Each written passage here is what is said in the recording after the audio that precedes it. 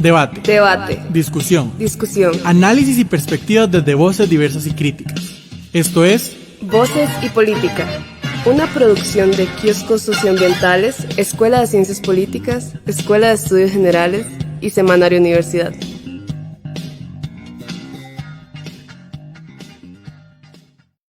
A todas y todos que nos escuchan en esta emisión de Voces y Política.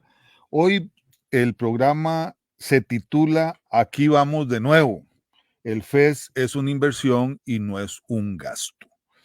Al ser las 5 de la tarde, les damos la más cordial bienvenida a una nueva emisión de Voces y Política desde esta, la 96.7 Radio FM Universidad de Costa Rica, de parte de la Escuela de Ciencias Políticas, el programa Kioscos Socioambientales, la Escuela de Estudios Generales y el Semanario Universidad. Les saludan Nicole Girón. ¿Cómo va, Nicole? Hola, ¿qué tal? Buenas tardes. Feliz, contenta de haber participado en una marcha que evidencia que nosotros en Costa Rica todavía pensamos que es estratégica la inversión en educación pública y cómo la respuesta bonita de los estudiantes y las estudiantes de la Universidad de Costa Rica en participar, en hacerse sentir. Así que bueno, siempre feliz de poder participar de una mesa universitaria, pública, autónoma, a la par de estudiantes, mujeres valientas que quieren participar de la conversación nacional, incidir. Para quienes nos están mirando a través de las redes sociales, y ahí podemos ver nosotros que la mesa está llena, ¿verdad? Bases llenas, ¿verdad, Bases Nicole? llenas. Quisimos preparar un programa especial, más bien agradecerte realmente el apoyo. Bueno, somos un equipo. Somos Voces un y equipo, Política, exactamente, ¿verdad? esa es un poco la idea. Somos un equipo y hoy tenemos hicimos una combinación interesante, me parece, que es tener la representación de una persona docente y además exrectora, pero siempre, como es en la universidad, representación estudiantil también. Entonces, también tener representación de estudiantes y, bueno, por supuesto, las chicas conductoras y productoras de los primeros miércoles de mes. A quienes de una vez voy a presentar, Melanie Cervantes. ¿Cómo van, Melanie? Todo bien, emocionada de estar otra vez en otro programa. Tuviste que trabajar, ¿verdad? Para este programa también, entrevistando gente y todo. Pero un trabajo completamente satisfactorio y que se disfrutó demasiado, ¿verdad? Preguntarle a la gente y escuchar lo que opinan es increíble. Scarlett Mora, ¿cómo vas, Scarlett? Todo bien, encantada de estar acá. Qué bueno también compartir con vos, Vale Bolaños, que nos encontramos últimamente a cada rato, ¿verdad? Bastante, sí. Sí, bueno, alumna y qué bueno compartir con vos, Vale, micrófonos. Como siempre es un placer, bueno, primero que todo estar de vuelta en el programa, al cual le tengo muchísimo cariño y muchísimo aprecio porque fue un espacio muy importante para mí. Ajá. Y también, como siempre, muy feliz de compartir con todos ustedes, a quienes conozco de diversos espacios y me satisface mucho de nuevo conversar. Muy bien. Vale, pionera de la experiencia del primer mes, miércoles de mes. Vale y Valentina. Ajá. Vale, Valentina, las dos Vales fundadoras. Bueno, como han escuchado, hoy vamos a hablar sobre el FES y esta gran marcha que hubo en la ciudad capital hoy 28 de agosto en defensa del Estado Social de Derecho en general y sobre todo el rescate de la educación pública de este país que por casi 200 años con nociones de gratuidad, de inclusividad, que fueron avanzando con los años, los gobiernos, las épocas, hoy está siendo dinamitada, básicamente, ¿verdad? Cercenada, erosionada, amenazada. Yo que estoy trabajando en zona norte en los últimos años, ha sido realmente triste ver algunas escuelas en la zona norte, en la zona fronteriza, después de la pandemia no volvieron a abrir. Hay niños que se quedaron sin educación o es mucho más difícil ir a una escuela ahora, etcétera, el deterioro que hay incluso en la seguridad en los colegios de secundaria, ¿verdad? Las cosas que vemos últimamente. Y bueno, para finalizar esta decisión mezquina, diría yo, histórica, que nunca se había dado de un gobierno que no tuviera la capacidad o fuera incapaz de negociar un fondo de apoyo a la educación superior pública. Y bueno, para hablar de eso, efectivamente, le solicitamos al doctor Gabriel Macaya, es rector de la Universidad de Costa Rica. Con don Gabriel, pues, nos une, digamos, creo que a mucha parte de la comunidad universitaria. Lo vemos como un amigo, ¿verdad? Nos gusta, don Gabriel se pensionó y todo y sigue aquí con nosotros. ¿No se ha pensionado? ¡Ay, estoy bateando! Ya lo pensioné, don Gabriel. No. Qué bueno, y me corrijo, acabo de cometer. Qué bueno, ¿va? Pero claro, la visión que tiene él, la experiencia, así que es un gusto para nosotros, Gabriel, que estés acá con nosotros. Un saludo. Muchas gracias, Fernando, por invitarme y aquí estoy en muy buena compañía. Y también con Karen Marín, que también en los últimos meses hemos compartido muchas discusiones sobre la universidad pública, y fue presidenta de la FEUR el año pasado, básicamente, ¿verdad? Y tanto don Gabriel en su momento como rector, como Karen, como presidenta de la FEUR, han tenido la experiencia de lo que es una negociación con el gobierno, lo que es la comisión de enlace, si eso funciona o no, etcétera. Estamos ante un escenario básicamente inédito para las universidades y yo diría que para el país, pero muchas gracias por venir, Karen. Muchas gracias por la invitación. Creo que es la segunda vez que estoy por acá en Voces y Política, el año pasado como presidenta y ahora Correcto. Compartiendo la experiencia también. Excelente. A quienes los escuchan, les recordamos que estamos en la 96.7 Radio Universidad de Costa Rica. Esperamos su participación en nuestras redes sociales y por medio de la llamada telefónica al teléfono 2234-3233, perfil de Facebook, programa Voces y Política, y en Instagram como Voces y Política. Entonces, vamos a escuchar primero unos audios, ¿verdad, Melanie? Sí, como ya fue dicho por don Fernando, el día de hoy se llevó a cabo una marcha de más de 30,000 personas debido al recorte histórico que se le está haciendo a la educación y debido por el tema no solo tan reciente que fue hace unas horas. No queríamos saber la opinión de las personas, ¿verdad? Sobre esta situación. Entonces se realizaron básicamente 2 entrevistas a los estudiantes Anite Chávez y Mariel Rojas, que nos comentaban lo siguiente.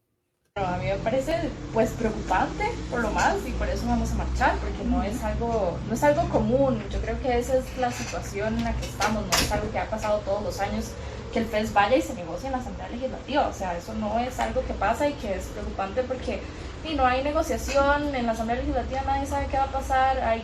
O sea, nosotros sí tenemos como escenarios posibles pensados o que nos han dicho que son cosas que pueden pasar, pero está muy incierta la situación. No es como los años pasados que sí se negocia en la comisión de enlace y entonces hay diálogo, hay comunicación y se puede llegar a un consenso, sino que ahora es dejar casi que a la libre lo que pueda pasar con nuestras universidades públicas y, no sé, la población, los profes, todo, digamos.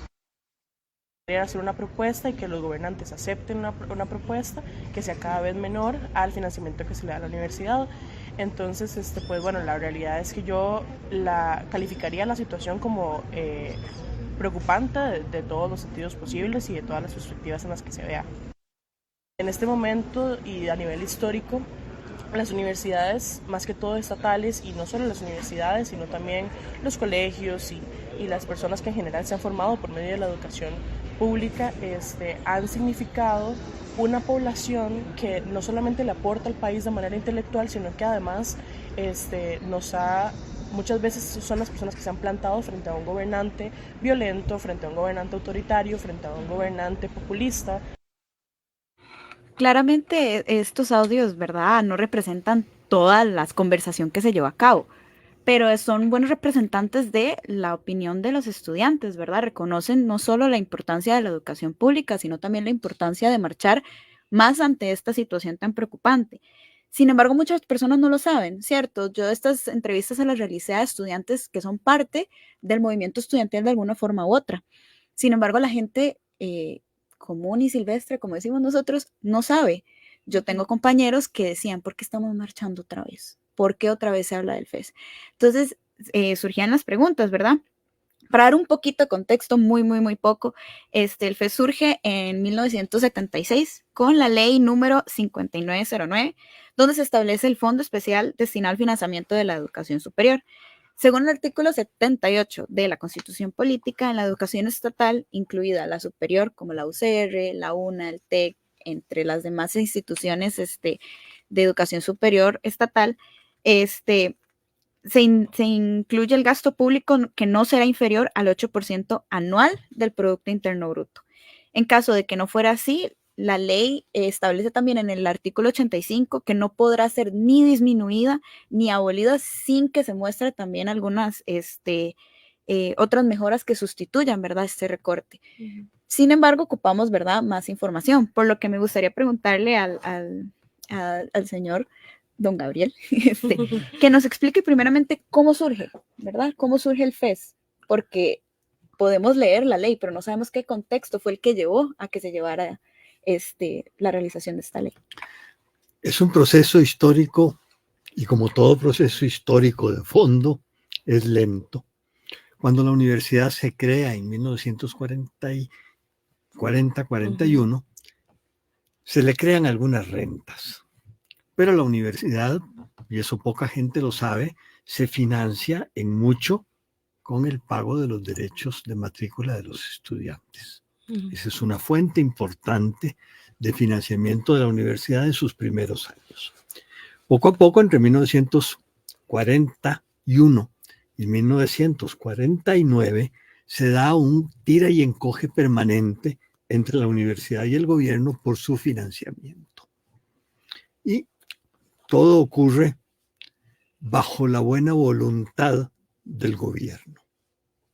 Cuando viene la Asamblea Nacional Constituyente en 1949, se da una discusión muy fuerte en dos temas que están íntimamente conectados. Y esto yo creo que es importante que todos los que nos oyen entiendan que hay dos temas que son casi inseparables, que son autonomía y financiamiento. Porque sin financiamiento no hay autonomía. Claro. Y viene una discusión muy fuerte, muy interesante en la Asamblea Nacional Constituyente de crear fuentes permanentes. Bueno, primero, garantizar la autonomía de la universidad. Eso se logra rápidamente. Hay un consenso muy fácil en la Constituyente, pero darle un financiamiento permanente es una discusión larga y compleja. Y la propuesta que hace la comisión redactora es que el 10% del presupuesto del Ministerio de Educación Pública se destine a la Universidad de Costa Rica. Es muy interesante ver en las discusiones cómo se le llama a esa propuesta. La propuesta del diezmo, que es una parte de la religión católica en que se supone que los católicos sacan el 10% de sus ingresos para la iglesia. Para la iglesia. Y ahora lo sabemos que en algunas sectas religiosas eso prevalece. Sí. Bueno, pues entonces se hablaba en la Asamblea Nacional Constituyente del diezmo.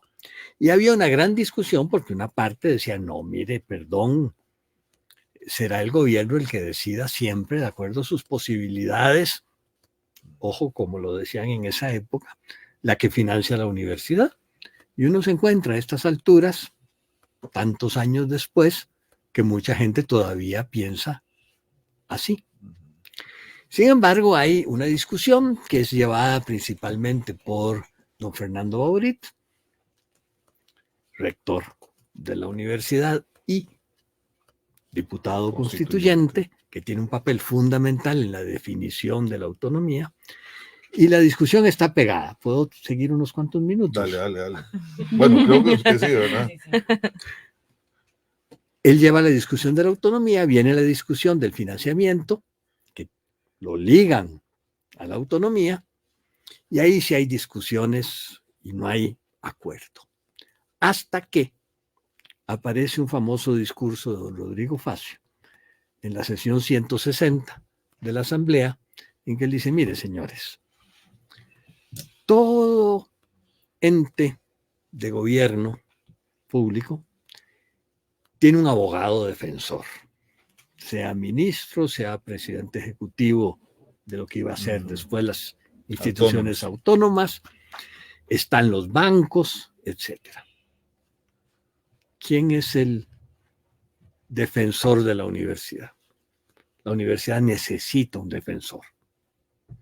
Y el único defensor digno es la Constitución. Por lo tanto, el financiamiento universitario tiene que estar en la Constitución. Convence don Rodrigo Facio a sus colegas y así es como queda el diezmo, el 10% del Ministerio de Educación Pública en el presupuesto. Y así se trabaja durante muchos años, mucho tiempo, hasta que ya eso comienza a ser insuficiente. Y vienen las discusiones que llevan en dos momentos a la modificación de los artículos constitucionales y finalmente a la creación del FES. Eso es un proceso en dos momentos. Eso hay que tenerlo claro. Hay primero un momento de garantía de financiamiento y segundo, la creación del fondo. Son dos leyes diferentes, en dos momentos diferentes, en el 75 y el 86. 80. Bueno. Por ahí, eso es entre los años 70 y 80. 75 y 81. Nada más. Entonces, es importante que se tenga eso claro, que ha sido una lucha de muchos años. Ha sido una lucha de mucha gente, ha sido una reivindicación permanente de que la educación pública, como ya lo comentó usted hace un momento, tenga el 8%. Primero fue el 6%, después se pasó al 8%, que no se está cumpliendo ni de lejos, y que para muchos de nosotros es muy preocupante, porque por una parte hay la tesis, que es la que sostiene el gobierno, que lo que está en la Constitución son aspiraciones. Perdón. En ningún lugar del mundo lo que está en la Constitución son aspiraciones, son mandatos. Y mientras no nos pongamos de acuerdo en eso, vamos a estar renqueando. Correcto. Y es inaceptable y por eso la manifestación de hoy, en la que participé durante 300 metros, porque mi salud no me permite caminar más, fue un ejemplo maravilloso de cómo el país se puede movilizar defendiendo garantías constitucionales. Correcto, correcto. Exacto. Sí, también nos surgía la pregunta porque como también dijo don Gabriel, el gobierno dice una cosa y no es así, la Constitución, como dice usted, son mandatos, pero entonces volvemos a lo mismo, el gobierno lo ve como una conversación y es que parte del FES es la negociación, ¿cierto? Es lo que podríamos decir que este año fue la gota que rebasó el vaso, que no se llegó a una negociación. Entonces quería preguntar cómo funciona el FES a raíz de esta negociación. ¿Cómo funciona esta negociación, verdad? Que no se habla mucho. Una aclaración, no es la primera vez que esto ocurre. Ok, excelente. Ya hubo otro. ¿Es la primera vez que va a la asamblea? No. Ya ocurrió, pero la respuesta de la asamblea fue devolverlo. Rebotó. Y la asamblea dijo, mire, perdón, pónganse de acuerdo. Fue en los 90s, ¿no? En los 90s. No fue con Telmo, no fue en la época de Telmo. Ahí se me escapa un poco ahora. Con exactitud. Con exactitud. Pero este gobierno no está devolviendo nada. Entonces vamos a ver qué pasa en la Asamblea Legislativa. ¿Pero cómo funciona el FES internamente? La negociación, quiero decir. Bueno, originalmente era un concepto de negociación paritaria. 4 rectores antes de la creación de la Universidad Técnica Nacional y 4 ministros. no había representación estudiantil en esas negociaciones. Después vino la representación estudiantil y fue muy interesante porque el gobierno no reivindicó una quinta participación. Tampoco cuando vino la entrada de la Universidad Técnica Nacional, el gobierno reivindicó una quinta representación. No, siguen siendo los 4 ministros, los 5 rectores y ahora una representación estudiantil. Y creo que Karen fue la primera que le tocó asumir De la UCR. de la UCR sí. ese papel. Y las negociaciones pueden ser muy duras, se dan siempre, o por lo menos en mi tiempo, las 2 que a mí me tocó llevar, eran negociaciones cordiales, llamémoslas de ese punto. Feroces, en algunos momentos, todos defendíamos nuestras posiciones, pero siempre con una meta muy simple, llegar a un acuerdo. Y una gran diferencia, y después puedo hacer una acotación de por qué se da esa diferencia, eran negociaciones quinquenales.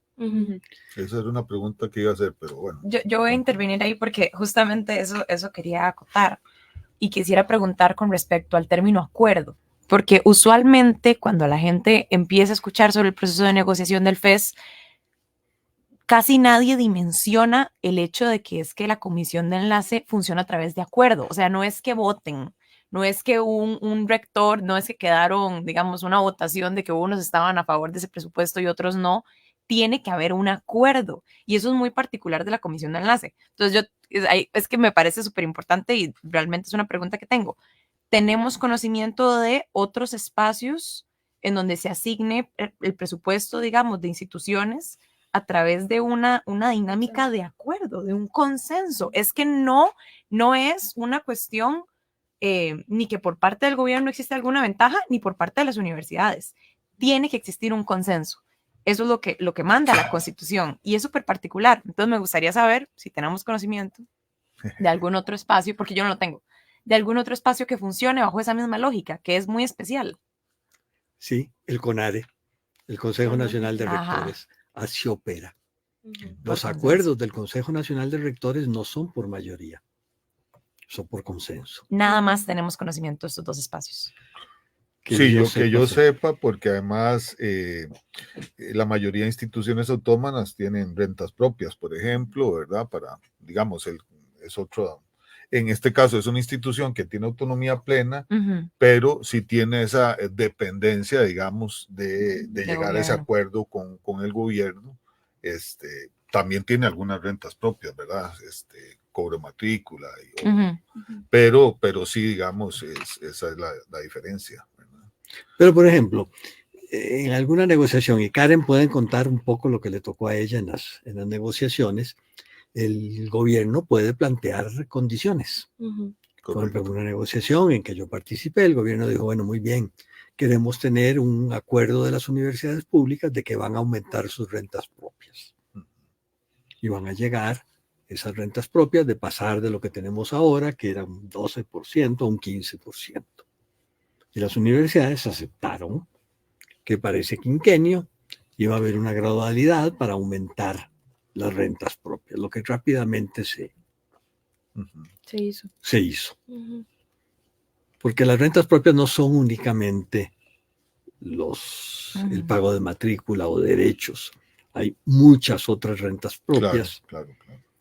Y muchas ligadas, por ejemplo, a actividades de investigación, recursos externos que vienen, venta de servicios, que ahora se ha convertido en un vínculo externo. Vínculo externo. Correcto. Pero tal vez, agregado a lo que está diciendo Valeria, llegar a ese acuerdo y lo que dice Gabriel, dependiendo de las épocas, pero siempre tiene como un poco de carrera de obstáculos, ¿verdad? Porque hay que entregar informes, datos, alguna gente pide numeritos, etcétera, etcétera. Este gobierno creo que en particular ha sido, digamos, insistente digamos, solicitar una serie de información que antes quizás no se le pedía a las universidades. Eso por un lado, tal vez ahora te referís a eso, Karen. Pero también, don Gabriel, está todo el tema del formato de que si la inflación, que si el PIB, cómo... Y lo otro es que lo de lo quinquenal me parece fundamental. Es decir, lo de lo quinquenal no es un invento, es una forma de planificar la educación. Por lo menos usted puede darnos clases de eso, ¿verdad? Pero esto está negociando año con año el servicio que da la educación superior pública es totalmente contraproducente con lo como debe funcionar una universidad. Entonces, bueno, ahí hay dos temas, ¿verdad, don Gabriel? Una acotación rápida, Fernando. Vean lo serio que es esto. El mandato quinquenal es de la Constitución. Correcto. Y nos está respetando. Y hemos permitido nosotros mismos, hemos planteado los recursos desde las universidades, de que la negociación no sea quinquenal. Yo creo que ese ha sido un error histórico. Pero bueno, tendrán que asumirlo los... me acuerdo nada más para hacer la acotación histórica de que cuando comenzó esto estaba todo el tema fiscal y se pusieron una serie de justificaciones sobre falta de recursos por crisis fiscal, etc. No, y también hay otro juego importante que los oyentes tienen que tener claro. Aunque la negociación era quinquenal, se determinaban parámetros que tenían que evaluarse anualmente. Por ejemplo, se preveía que iba a haber una corrección con respecto a la inflación. Y durante varias negociaciones quinquenales, ese era el parámetro. Pero entonces, claro, la comisión de enlace tenía que reunirse año a año para discutir cuál es la expectativa de inflación y así plantear el presupuesto del año siguiente. Eso fue una primera... Luego, en una negociación que me tocó a mí llevar, se indexó el FES al desarrollo económico del país medido por el aumento del Producto Interno Bruto. Correcto. Nominal. Y entonces, si crecía el Producto Interno Bruto más había un plus sobre la inflación. Entonces, había que de nuevo evaluarla. Pero todo eso se planteaba quinquenalmente. Y se hacían pequeñas tablas que dice año tal, inflación prevista tanto, año tal, inflación prevista tanto, y luego se iba corrigiendo. Claro, respecto a este punto de la inflación, digamos, yo tengo una consulta. Si, digamos, no sé, decían, por decir un dato fácil, 1 millón va a ser el FES para el otro año, ¿verdad? Entonces, para el otro año sí tenemos como esa expectativa de inflación, pero para el que sigue no. Pero entonces usted me dice que eso se podía negociar. Entonces, ¿por qué permitimos que se pasaran anualmente? Porque si fuera cada 5 años, no dependeríamos del gobierno de turno y nos daría tiempo de negociar hasta, digamos, hasta el nuevo gobierno. Entonces, ¿por qué se permitió? Esa es la pregunta. Gran pregunta. Un poco lo que se decía en ese momento, que el último acuerdo FES quinquenal que se alcanzó fue en el gobierno de Laura Chinchilla Miranda, era que las finanzas del país estaban entrando en un escenario complejo, ¿verdad? La cuestión de la deuda y demás. Entonces luego con el gobierno de Luis Guillermo Solís en el 2016 se plantea, ok, vamos a seguir haciendo el anual hasta que la economía del país permita que sigamos teniendo una proyección quinquenal. Lo que pasa es que, bueno, yo la verdad no recuerdo mucho de las negociaciones del FES con Carlos Alvarado. Yo entré a la U en el 2018, entonces él venía empezando el periodo como presidente, y lo que recuerdo de forma muy marcada fue el 2019 con las tomas de los diferentes edificios de las universidades públicas, y que participé aquí en la de Ciencias Sociales. Y creo que, y quería traer a colación ese tema también, estas negociaciones con el gobierno de Rodrigo Chávez han sido muy particulares por diferentes razones, pero creo que es importante tener en mente que las negociaciones del FES nunca habían sido tan públicas como lo son ahorita, y que en este año en particular retrocedimos más bien en esa transparencia y publicidad del proceso de negociación. ¿Por qué? Bueno, por ejemplo, en esas negociaciones con Carlos Alvarado no se hacía conferencia de prensa después de cada sesión, o ni siquiera se hacían comunicados. Recuerdo que en mi primer año de universidad, otras personas que estaban en el movimiento estudiantil en ese entonces, lo que decían un poco es que no sabíamos qué estaba pasando y simplemente nos dábamos cuenta de que ya se había negociado el FES y que ya se había llegado a un acuerdo y que había sido tal acuerdo, ¿verdad? Que un poco es la razón por la que se implementa también la representación estudiantil justamente en ese año 2019 con las tomas, ¿verdad? Fue un año bastante curioso políticamente hablando, porque además después de esas tomas renuncia la ministra de Hacienda de ese momento, Rocío Aguilar, y se implementa esta representación estudiantil, que ese año, en el 2019, participaron las presidencias de todas las federaciones y después en el 2020 la Universidad Nacional, en el 2021 la UNED, en el 2022 la UTN y el 2023 la UCR, que fue el caso en el que tuve oportunidad de representar a las universidades públicas en realidad en ese espacio. Pero creo que es complicado este asunto de la negociación quinquenal con el gobierno de Rodrigo Chávez, porque no te dan razones, ¿verdad? Y yo le insistí mucho con eso al ministro de Hacienda, Noé Acosta, porque me decía, Karen, nosotros tenemos el mayor compromiso de fortalecer la educación de nuestro país, pero en este momento no podemos. Ok, don Nogui, no pueden. ¿Me puede explicar por qué? Sí, claro, con mucho gusto yo se lo explico en la siguiente sesión, y esa sesión llegó, pero no llegó la explicación, ¿verdad? Y eso es lo que pasa cuando se plantea que sea quinquenal.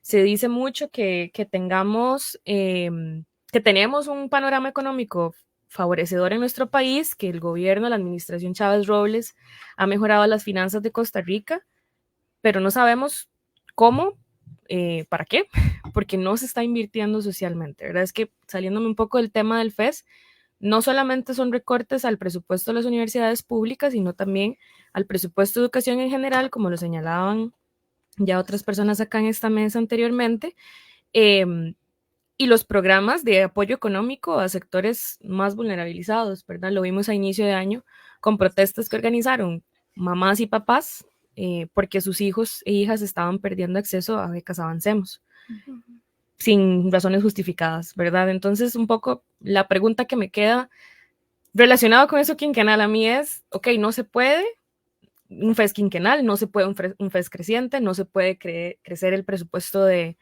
la educación, no se puede aumentar las becas de apoyo socioeconómico a la población, no podemos hacer nada. Entonces, ¿qué está pasando con nuestro país? Es lo que me queda por ahí. No se pueden modificar los impuestos tampoco. Tampoco. Y yo creo que por ahí deberíamos comenzar. Claro. Preguntándonos en este contexto si los que deben pagar están pagando. Sí. Yo ahí quisiera sumar, porque me parece súper provechoso, el no se puede y justificado en qué. ¿Justificado en qué? ¿Por qué? Porque ahora, desde que don Gabriel nos hablaba del argumento que se planteaba en la Asamblea Constituyente de que no se querían destinar, digamos, como fondos específicos para las universidades públicas, sino esto de acuerdo a las posibilidades de gobierno, eso no es algo que se quedó en ese momento. Eso fue algo que se incluyó en el acuerdo del FES 2023.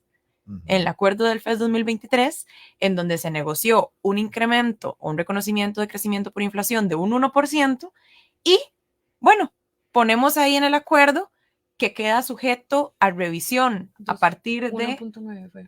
Un 1.9 de incremento. Ajá. En el año pasado.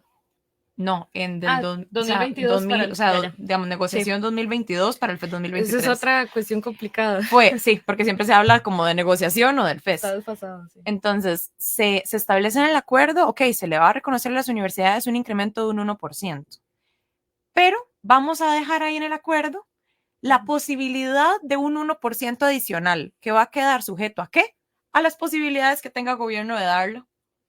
Y entonces, al año siguiente, pues existe, o sea, y es evidente y es verificable una mejoría en las finanzas públicas, y cuando llegan las universidades públicas a decir, entonces, bueno, se puede verificar que existe una mejoría en las finanzas públicas, por lo que debería de poderse asignar ese 1% adicional que se acordó el año pasado. No es posible. No está en las posibilidades. Entonces, ¿cuál es el argumento? Si ni siquiera las finanzas públicas son la justificación, digamos, para invertir en educación, o sea, en educación primaria, secundaria, superior, ¿cuál es el argumento? ¿Cuál es la justificación para el no invertir, para el no invertir no solo en educación, o sea, no querer invertir en seguridad, no querer invertir en la zona periférica del país, digamos, como hay una lógica de no invertir en nada. Y todas las instituciones empiezan a desboronar y empiezan a tener, vamos a ver, problemas para también poder ofrecer sus servicios y serias deficiencias a la hora de cumplir con las funciones que deberían de cumplir, y entonces culpa de las instituciones. Añado un dato a lo que estás diciendo muy lúcido. Me gusta mucho lo que estás planteando. Vieron ustedes la Nación ayer de la certificación de ingresos que hizo la Contraloría General de la República. Van a crecer 5,35, bueno, más del 5%, 5,85, 5 y algo. Bueno, uno podría pensar que los presupuestos prioritarios y estratégicos crecieran ese monto o más. No, los recortamos. Y ahí yo creo que entonces el escándalo es doble. No es solo que recortan, sino que recortan cuando ha habido una mejoría de las finanzas y de la recaudación. Bueno, ahí tendríamos que entrar a la discusión de los préstamos. Vamos a entrar a eso, pero creo que nos llegó un mensajito, Melanie, ¿verdad? Sí, hablando de lo que estaba hablando Valeria, de que muchas veces se habla también de que cuando se habla del FES o cuando se habla de la inversión a la educación pública, se hace mucho énfasis en la universidad, ¿verdad? A la gente se le olvida que la educación pública son kinder, es la escuela, es el colegio, ¿verdad? Son todos. Y recordando esto, don Gerardo Acevedo desde Bagaces, de 79 años, nos envía el siguiente mensaje. Como ciudadano costarricense, como padre, como abuelo, quiero recordarle al presidente que nuestros ancestros murieron por nuestros derechos. Quiero recordarle que los derechos no se mendigan. Así es. No son aspiraciones. Lo tiene claro Gerardo, es. Don Gerardo. Desde la fortuna de Bagaces, un gran saludo, don Gerardo, y gracias por estar escuchando. Si les parece, vamos a escuchar también un mensaje que nos envió Amanda Harumi desde la Federación de Estudiantes Latinoamericanos Universidades Públicas. Saludos a todos estudiantes de Costa Rica, a todos profesores, todos dedicados a defender la educación en su país. Yo soy Amanda Harumi de la UCLAI de Brasil e envío fuerza especial a todo movimiento estudiantil y todos estudiantes que van a marchar contra los cortes de presupuestos tan importantes para el futuro de una generación, para un país más desarrollado, para una perspectiva socioeconómica mejor para Costa Rica. Refuerzo la necesidad de construcción política, de defensa de la educación y de la universidad pública, soberana, autónoma, capaz de tener su papel en la sociedad garantizado por la democracia. Muchas gracias a Amanda Harumi. Estuvimos con ella hace unos meses también haciendo un programa con visión panorámica latinoamericana. No quisiera desviar mucho la discusión nuestra, ¿verdad? Actual, lo de la marcha de hoy, pero tampoco podemos desconocer que hay una ola en América Latina en contra de la universidad pública, que tiene diferentes manifestaciones, diferentes presidentes, gobiernos, y el denominador común es pues cercenar la participación de la universidad pública, del movimiento estudiantil, ¿verdad? Latinoamericano, histórico. Así que muchas gracias, Amanda. No sé qué, tal vez hay una cuestión con respecto a muchas de las cosas que se han dicho aquí y este gobierno, y es ¿qué es lo que ha estado pidiendo este gobierno a cambio, digamos, de entregar el presupuesto en la negociación? Bueno, Oscar, en que estuviste, que no sé qué indicadores, que no sé qué carreras, que no sé, porque para que la gente tenga claro que es que aquí no se piden aumentos, no se pide un presupuesto, que hay unas fórmulas de financiamiento, etcétera, para pagar salarios de privilegios, ¿verdad? O sea, para eso no se piden los presupuestos de las universidades. Pero entonces, digamos, ¿cuál es la particularidad de este gobierno en ese sentido?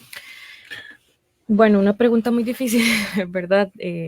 Yo creo que don Rodrigo Chávez tiene una fijación en la universidad pública, pero específicamente en la UCR. Las razones detrás, no sé, he escuchado varios comentarios de repente que no pudo graduarse de la UCR, entonces puede ser una motivación de esa fijación que tiene. Y creo que se ve muy, muy claro cuando los ataques que dirige a las universidades públicas los personaliza en el rector de la UCR, en don Gustavo Gutiérrez. Entonces creo que eso es uno de los factores. Otro, y de hecho ahorita estaba tratando de buscar el borrador de acuerdo que el gobierno envió el año pasado a las universidades, porque ellos enviaron, ¿verdad? Al acuerdo que firmamos, enviaron un borrador. Bueno, esto es lo que nosotros proponemos con el monto que querían aumentar, que en ese momento me parece que era un 1%, igual lo que el gobierno estaba planteando. Y recuerdo que había una cláusula que estaban metiendo, que el espíritu era relacionado con esto que decía don Gabriel de la matrícula. Lo que querían plantear en esa, pero lo que quería era leerlo textual para no equivocarme y no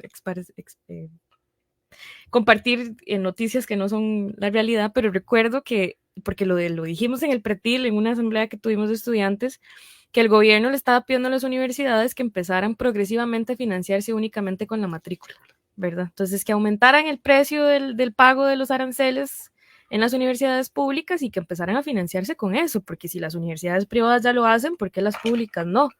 ¿Verdad? Y ahí me lleva entonces al segundo factor, y es que esta administración, por elección o porque desconocen, pero yo pensaría que es por elección consciente, pretenden que lo público desaparezca, ¿verdad? Y que viven bajo esta idea de que si usted no puede, de ahí no puede. Lo siento, pero yo no tengo responsabilidad sobre el hecho de que usted no pueda financiarse una educación. Ve a ver cómo hace, ¿verdad? Un poco la famosa frase lamentable del pobre es pobre porque quiere. Porque lo vemos además en estos otros recortes que comentaba a las becas, que son más allá de un centro educativo, o sea, son becas que incluso, y no hablo solo de las becas de la UCR, sino en general en nuestro país, son becas que en muchos casos es el único ingreso que va a tener un estudiante y que no va a ser solamente entonces para cosas de estudio, sino incluso para comprar cosas de la casa, ¿verdad? En muchas ocasiones. Otra cosa que quería agregar es de lo que ya vemos a nivel latinoamericano, ¿verdad? Hace poco recuerdo que Milei en Argentina arremetió en contra de una de las universidades públicas de allá. Y bueno, pasa constantemente. En Nicaragua también sucedió, fue una de las primeras cosas que realizó Daniel Ortega. No es casualidad, ¿verdad? Es una cuestión que no ocurre solo en este país, está pasando en muchos otros. Y creo que es esa cuestión de pensar que lo público es un estorbo y que el presidente lo ha dicho así, sí. Por eso plantea la ley Jaguar, ¿verdad? Adelante. Claro. Creo que Karen está poniendo sobre la mesa un tema que es importantísimo, ¿verdad? Y es pensar que lo público es solamente para atender pobreza. Y no lo ve en lo estratégico, significa lo público es para generar riqueza, más bien, todo lo contrario. La universidad no está atendiendo pobreza, la universidad está generando riqueza. Generando posibilidades de innovación, una capacidad profesional que nos ubica en la capacidad de recibir otro tipo de empresa transnacional, con la capacidad de nosotros mismos empezar a pensarnos con una Costa Rica en un futuro. Entonces, claro, cuando la concepción de lo público se refiere a la atención de la pobreza, y entonces ahí de repente quiero yo o no quiero atender al pobre, ¿verdad? pues ya ahí se nos complica más la conversación y pierde lo estratégico. Lo público es fundamental para la democracia y sobre todo en América Latina. Entonces, no sé, me gustaría que conversar, preguntarles a ustedes qué piensan, por qué la educación pública podría ser tan estratégica para las democracias de América Latina. La educación pública superior, especialmente, que es la que estamos hablando, ¿verdad? Pero ¿por qué es tan estratégica para la democracia? Desde que yo la veo como muy estratégica. No sé si ustedes lo comparten. Profesora, nada más quiero agregarle una cosita a eso, porque la pregunta un poco que le quería hacer, el sentido de la pregunta para Karen, es esta ansiedad que a veces aparece en las élites de querer decirle de alguna manera a las universidades qué es lo que tienen que hacer, cómo hacerlo, cómo usar la plata, en qué carreras, cuánto personal, no sé, digamos. Entonces, yo he visto una insistencia de este gobierno en ese sentido, sí, que fue una de las discusiones en la constituyente más fuertes, ¿verdad? O sea, el tema de la autonomía plena. Que no hubiera intromisión, que no significaba tampoco un libertinaje ni nada por el estilo, ¿verdad? Pero precisamente esta discusión, incluso pienso yo al interior de CONARE, ¿verdad? Pero bueno, cómo han ridiculizado algunas carreras de ciencias sociales, por ejemplo, etcétera, ¿verdad? O sea, por eso, digamos, ¿verdad? Entonces piden indicadores de cosas, sí, etcétera. Ahí quería intervenir yo un momento, porque también los estudiantes se dan cuenta de eso, ¿cierto? En una de las entrevistas me decía el tesorero de la FEUR, me decía, es que lo vemos, porque la UCR no está quieta, como dice usted, les gusta decir, ¿qué puedo o no puedo hacer en la universidad? Porque para financiarnos el estudio, para financiarnos que vengamos a la universidad, no se puede. Pero ahí están pidiéndole a la UCR que haga los estudios, ¿no? Cuando pasó el problema del agua, ¿a quién fueron a pedirle que hiciera los estudios? A la UCR. Cuando pasó lo de la pandemia, ¿quién fue la primera en sacar resultados? La UCR. Y entonces ahí mucha gente, incluido el gobierno, salen a decir, es que es lo que le toca. Ahí sí es deber de la universidad ser parte social, pero no para que el gobierno ayude a financiar esa parte social, ¿cierto? Entonces, los mismos estudiantes lo notan, ¿cierto? Claro. Y la gente, como digo, ahí sí todo el mundo dice, es lo que le toca. Es lo que le toca a la UCR. Sí. Yo agrego ahí nada más la experiencia del año pasado. Este tema fue una cuestión un poco solapada, ¿verdad? Es decir, como el gobierno lo planteaba en términos un poco maquillados, ese control, en la mesa de negociación.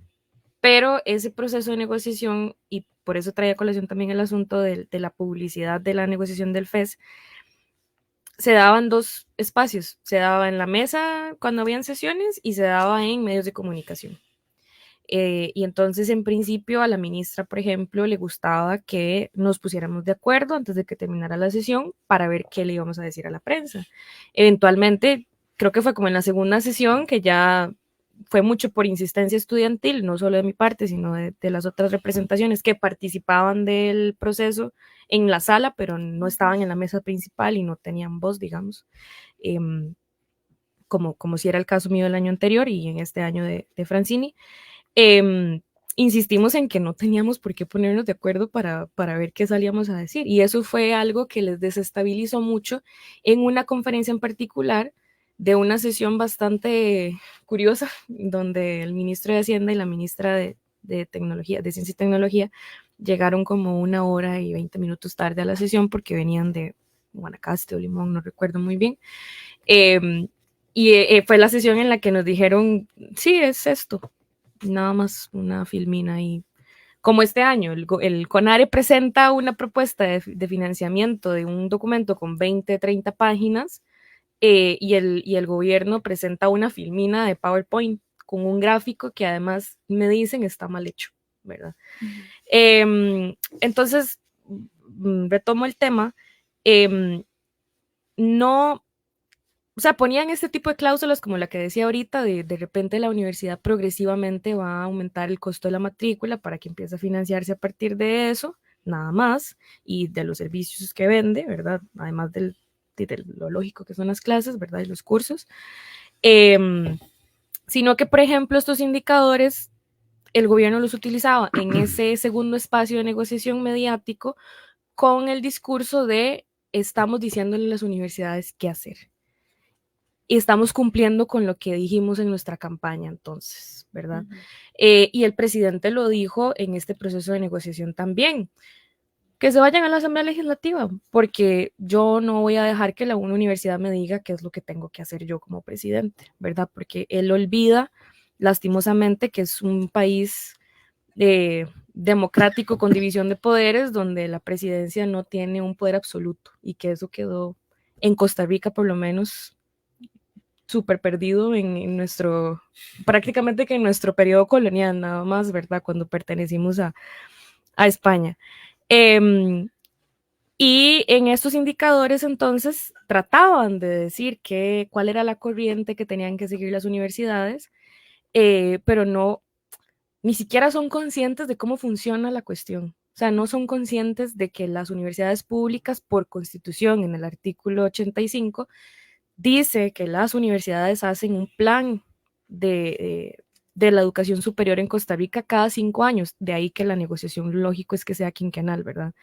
Y que ese plan tiene que estar en concordancia o considerar dentro de esa elaboración, me parece que tomar en consideración es lo que dice la Constitución, el Plan Nacional de Desarrollo vigente al momento en el que se hace la planificación de las universidades, que el Plan Nacional de Desarrollo lo hace el gobierno ejecutivo, ¿verdad?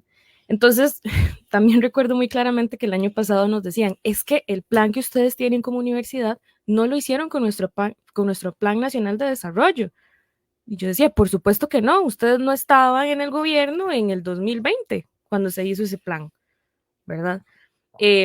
Ahora que está en proceso ya el CONARE de realizar ese plan el nuevo plan quinquenal. Ajá, el nuevo plan quinquenal, que tiene que ya aplicarse o presentarse el 30 de junio, dice la Constitución Política también, de los años divisibles entre 5, en este caso el 2025, ese sí va a tomar en consideración el Plan Nacional de Desarrollo del gobierno de Rodrigo Chávez, pero no otro, ¿verdad? Entonces eso que ni siquiera conozcan, porque justificaban entonces la presentación de los indicadores a partir de eso, que no tenía nada que ver la política estatal que estaba implementando el Ejecutivo con lo que las universidades estaban haciendo, y por eso pedían los indicadores. Claro, es que a ver, es que hay una cosa aquí muy importante de esa experiencia que tuvo Karen. A ver, el haber aceptado los indicadores, para comenzar, fue una decisión polémica. Las universidades, o sea, el CONARE lo acepta como un ejercicio de transparencia. Pero no debemos olvidar que hay una imposición gubernamental respecto a eso. Ahí digamos que hubo empate. Pero, y es una interpretación muy personal, al gobierno le salió el tiro por la culata. ¿Por qué planteamos los indicadores? Porque no van a poder cumplirlos porque no les damos la plata. Y lo cumplimos. Uy, ¿y ahora qué hacemos? Olvidémonos de los indicadores y golpeemos la mesa y digamos, esto es lo que hay. Que además los indicadores se fortalecieron muchísimo el año pasado, porque en el 2022, que fue la primera vez que se implementan en el acuerdo, el primer año de gobierno de Rodrigo Chávez, se hicieron, no tengo perspectiva, digamos, directa de la discusión que se llevó a cabo en ese año en particular, pero para mí como estudiante, digamos, desde afuera del proceso, me pareció que fue hecho muy a la ligera, un poco, esos indicadores, ¿verdad? Y el año pasado se conformó desde el inicio de la negociación, a petición del gobierno y de mutuo acuerdo entre las partes, que entonces hiciéramos un equipo técnico con personas especialistas del CONARE, las universidades públicas y personas del Ministerio de Planificación en específico.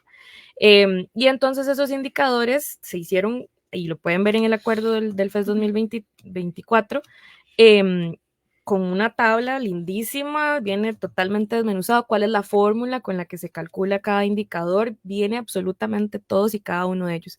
Entonces este año, ¿qué es lo que dicen?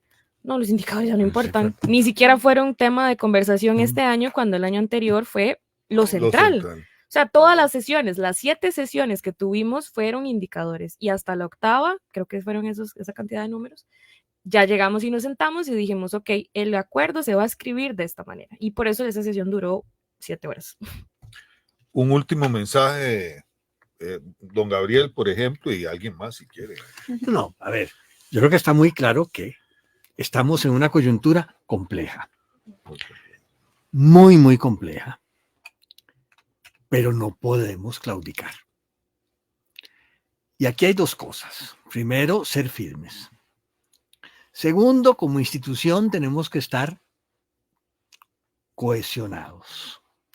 No podemos permitirnos el menor atisbo de segmentación, de separación o de desvaríos. A mí me parece eso muy, muy importante. Y hay algo que sí todavía me falta, y es que hay que alzar la voz. Esta manifestación de hoy fue un mecanismo de alzar la voz, pero deberíamos como institución y en estos medios, por ejemplo, hoy lo que estamos haciendo es alzando la voz y diciendo, mire, perdón señores, esto que está en juego toca el futuro del país, toca la estructura misma democrática, toca el Estado social de derecho. Y es por eso que no podemos desfallecer. Tal vez yo quiero aprovechar los últimos minutos para tirar últimos segundos. Segundos, Sí. Una confesión rápida. Yo pensaba el año pasado que ya este año no iba a estar involucrada en conversaciones sobre el FES porque mi ciclo terminó en el movimiento estudiantil con la presidencia de la federación. Pero al final de cuentas, y eso es una idea que ha estado rondando en mi cabeza en los últimos días, no me puedo separar de este proceso del FES. Ya probablemente vaya a seguir participando de cualquier espacio al que me inviten hasta que tenga muchos años más en mi vida, porque de verdad es algo que me atraviesa enormemente como futura educadora, que ya casi termino mi bachillerato por dicha, ya estoy en la práctica docente, y seguiré insistiendo con el tema FES y con el tema del financiamiento de la educación, porque probablemente va a seguir siendo atacada en los próximos años, ¿verdad? Sí. Estamos en esa trinchera desde hace ratillo. Una marcha más, una marcha menos. Bien. Bueno, y porque creemos en la autonomía universitaria, defendemos la educación superior pública y luchamos por una acción social comunitaria de la U pública, nos despedimos y agradecemos su sintonía y estamos encontrándonos en una nueva edición de Voces y Política la próxima semana. Buenas tardes. Debate. Debate. Discusión. Discusión. Análisis y perspectivas desde voces diversas y críticas.